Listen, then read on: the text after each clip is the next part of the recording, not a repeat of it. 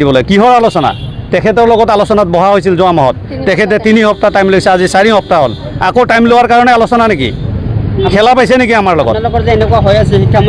শিক্ষামন্ত্ৰী মহোদয় কিয় নাজানিব পেপাৰে পত্ৰই আহি আছে তেখেতে বিধানসভাত তথ্য দিছে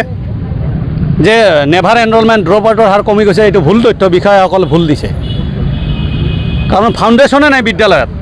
ক শ্ৰেণীটো নাই ক শ্ৰেণীৰ কাৰণে বিদ্যালয় বন্ধ হৈ যাবলগীয়া অৱস্থা হৈছে তেওঁলোকে ক শ্ৰেণীৰ ছাত্ৰ ছাত্ৰী আছে তেওঁলোকে শিক্ষক দিব পৰা নাই আৰু তেওঁলোকে কৈ হাজাৰ হাজাৰ ড্ৰপ আউট ল'ৰা ছোৱালী ফুটপাথত ঘূৰি আছে তেওঁলোকে কৈছে ড্ৰপ আউটৰ হাৰ কমি গৈছে এইটো ভুল তথ্য গতিকে তেওঁলোকে আমাৰ শিক্ষাকৰ্মীসকল ডিকুএমসকল 25 বছৰ অভিজ্ঞতাৰ ভিত্তিত আমাক নিযুক্তি প্ৰদান কৰিব লাগে তেওঁলোকে ক শ্ৰেণীতে হওক আমাক গোটেইখিনি মানুহ যিহেতু বিভাগৰ লগত শিক্ষা বিভাগৰ লগত আমি জড়িত হৈ আছোঁ আমাক নিযুক্তি দিওঁতে অসুবিধা ক'ত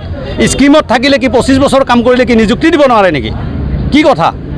টেটৰ শিক্ষকবিলাক চুক্তিপত্ৰ ভিত্তিক আমিও চুক্তিপত্ৰ ভিত্তিক আমাক কিয় নিযুক্তি দিব নোৱাৰিব শিক্ষামন্ত্ৰী মহোদয় কি বিধানসভাত তথ্য দিব আহিছে যে নেভাৰ এনৰলমেণ্ট ড্ৰপ আউটৰ বাচ্চা হাৰ কমি গৈছে ক'ত কমিছে আমাৰ লগত অলপ আমি ফুটপাথত দেখুৱাই দিম নহয়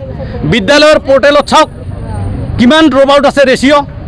তেওঁলোকে তথ্য দিল আৰু আমি মানি ল'লোঁ ড্ৰপ আউট নেভাৰ এনৰলমেণ্টৰ লগত আমি কাম কৰি আছোঁ আমিহে জানো ক'ত ড্ৰপ আউট আছে নেভাৰ এনৰলমেণ্ট আছে গতিকে আমি 25 বছৰ কাম কৰিছোঁ 25 বছৰ কাম কৰাৰ অভিজ্ঞতাৰ ভিত্তিত ডিকুএম আৰু ইবিসকলক নিযুক্তি প্ৰদান কৰিব লাগে এতিয়া যদি আপোনালোকৰ পইচা সময় আৰু নাই